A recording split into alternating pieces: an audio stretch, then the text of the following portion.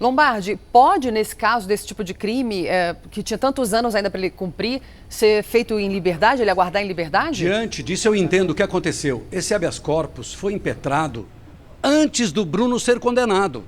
Essa é a história. A morosidade, às vezes, do transcurso, da análise do processo no Supremo, isso aconteceu antes, porque ele está falando no despacho, o ministro está falando o seguinte: não, ele tem bons antecedentes, ele tem residência fixa, não foi comprovada a culpabilidade, porque na época os advogados disseram exatamente isso, que ele não tinha participado, ele não era o mandante da morte da Elisa Samúdio. Eu concluo, diante dessas explanações todas, desse habeas corpus, que esse habeas corpus foi impetrado antes do Bruno ter sido julgado. Eu até então estava pensando de que esse habeas corpus tinha sido dado em consequência do pedido do regime semiaberto. Não. Ele vai ser solto, sim, diante desse habeas corpus, ele vai ser libertado, ele não vai ficar no regime semiaberto. Ele vai ser liberado. Agora, eu não consigo entender, eu queria saber o arrazoado todo do ministro, que entendimento teve de um caso em que ele já foi condenado há 22 anos. É uma situação que a justiça não se entende. Não dá para entender. Ele realmente foi preso em 2010, condenado, como você muito bem disse, em 2013, a 22 anos e 3 meses, né, Lombardi? Agora, nesse caso, o que faria, por exemplo, ele voltar para a cadeia? Qual é a decisão que faria ele voltar a ser preso depois desse habeas corpus? A não ser que uma outra Câmara do Supremo Tribunal Federal discuta este habeas corpus.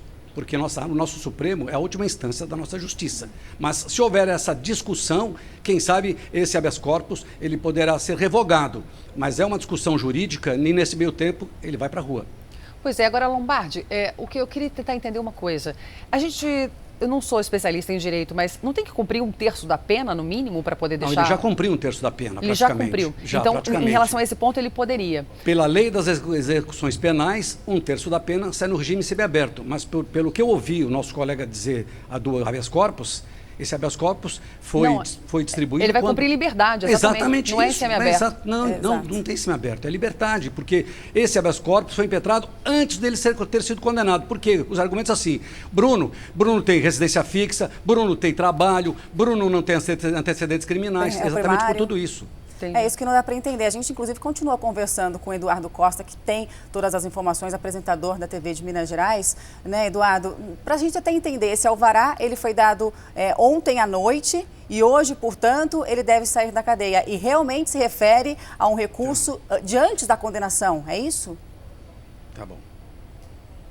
Deixa eu ouvir. O alvará, assinado pelo ministro Marco Aurélio Mello, foi datado de 21 de fevereiro. Mas a publicação dele teria ocorrido hoje, porque nós aqui na redação da Record Minas, em meio ao tumulto que se instalou, nesta manhã ainda não conseguimos localizar. Certo é que é uma liminar, e como bem disse o Lombardi, é uma Câmara Criminal, o Pleno, quando julgar o mérito, pode derrubá-la. Agora, o que nos faz acreditar que o Marco Aurélio está mandando soltar para decidir depois, tem um outro parágrafo aqui interessante. Diz o ministro: a esta altura, sem culpa formada, o paciente está preso há 6 anos e 7 meses.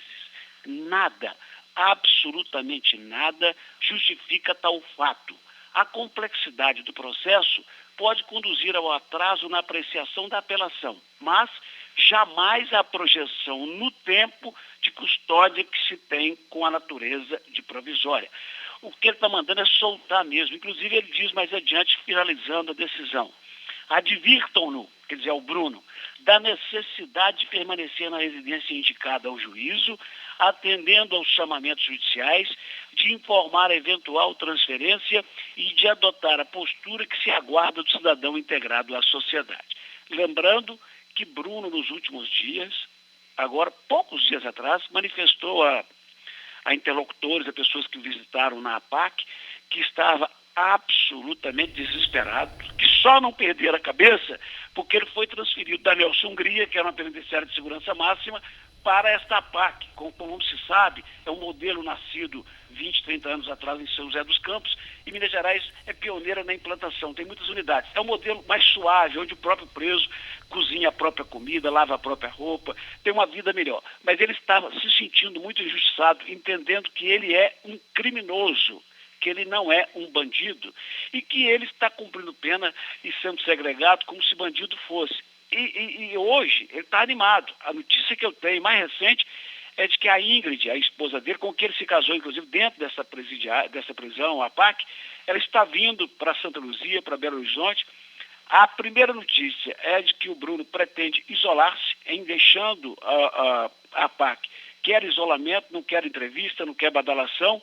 E como disse o Lombardi, ele tem planos para trabalhar como treinador de goleiros, quem sabe professor de educação física, formar-se. Ele vinha lutando para isso, inclusive, para garantir, pelo menos, que o Tribunal de Minas deixasse que ele saísse para estudar. Ele quer fazer educação física, quer trabalhar no mundo do futebol fora das 4 linhas.